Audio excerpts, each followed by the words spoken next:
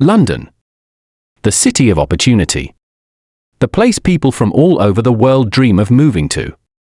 It's where careers are built, friendships are formed, and cultures collide. For generations, it's been a symbol of ambition, a city that promises success if you're willing to work hard enough.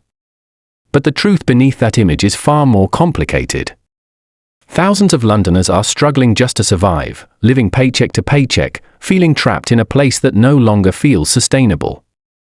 And yet, even with all the challenges, most of them still can't bring themselves to leave. Walk through London on any weekday morning and you'll see it: tired faces on packed trains, people juggling jobs, hustling between shifts, always rushing but never catching up. The rent is sky high, the bills keep rising, and the dream of saving for the future feels like a distant fantasy.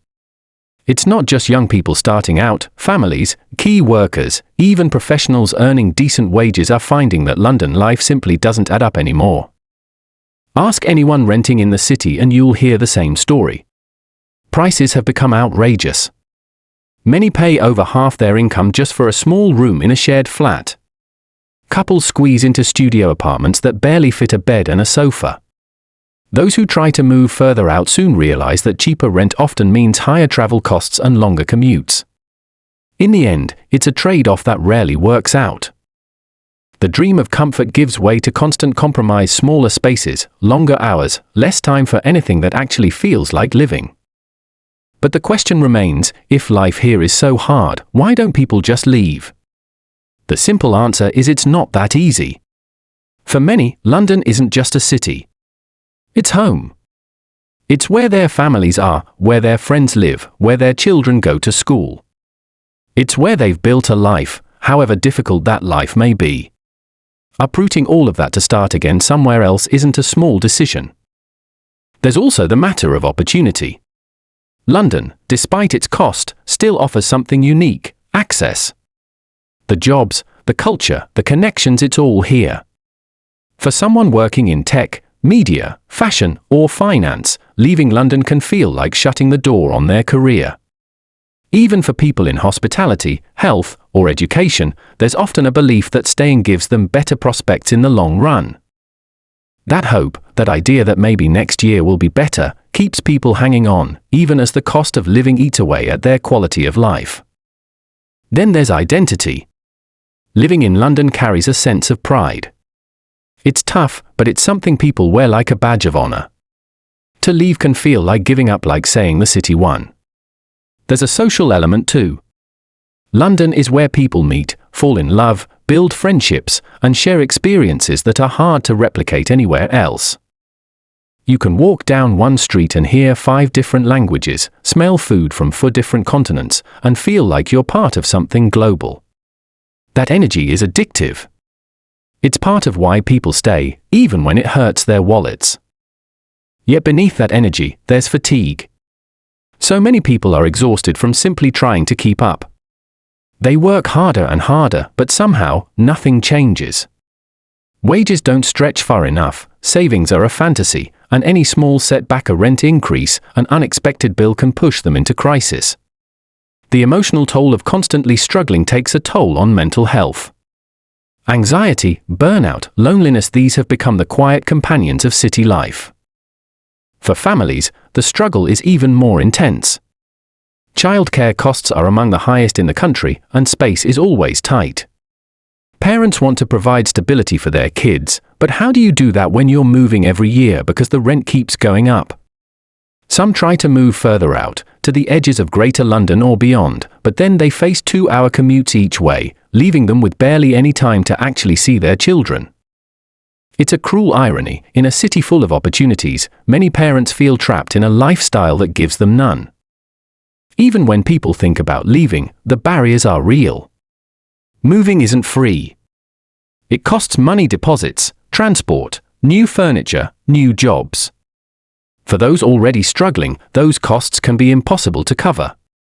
And even if they do manage to move somewhere cheaper, there's often fear about what they might lose. Smaller cities and towns can offer more space and less expense, but they may lack the diversity, the community, or the job market that London provides. People worry they'll be isolated, bored, or forced into work they don't enjoy.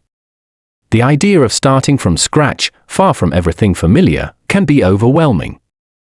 London also has a strange power over people. It convinces them that enduring the struggle is part of the deal, that everyone's tired, everyone's broke, and that's just what it means to live in the capital. It's almost become a shared identity, surviving London. People swap tips on saving money, complain about rent, and joke about the absurdity of it all. But underneath the humor, there's a quiet sense of resignation. They stay because they've convinced themselves there's no other choice. And yet, despite everything, there's something undeniably special about London. The art, the food, the endless events, the feeling that you're standing in the middle of the world, it's intoxicating. You can go out any night of the week and discover something new. The people you meet, the experiences you have, the opportunities that might appear at any moment, it's a constant reminder of why so many fell in love with this city in the first place. For many, that feeling outweighs the hardship, at least for a while. Still, it's hard to ignore the growing divide between those who thrive in London and those who barely survive. The city has become a place of extremes, immense wealth and deep struggle existing side by side. You can walk from a luxury penthouse to a food bank in 10 minutes. That contrast defines modern London, opportunity for some, exhaustion for others. In the end, the reason so many can't leave comes down to more than money. It's about belonging.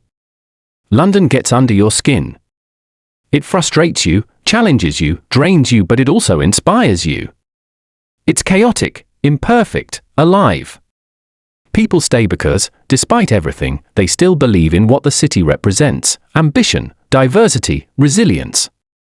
They stay because of the people they've met, the experiences they've had, the dreams they still hope to chase. The truth is, leaving London isn't a sign of weakness, and staying isn't a sign of strength. Both are valid. Both take courage. The important thing is to recognize what's right for you, whether that's chasing peace somewhere quieter or holding on to the pulse of the city that never stops moving. You stand on a bridge overlooking the Thames at sunset. The city glows.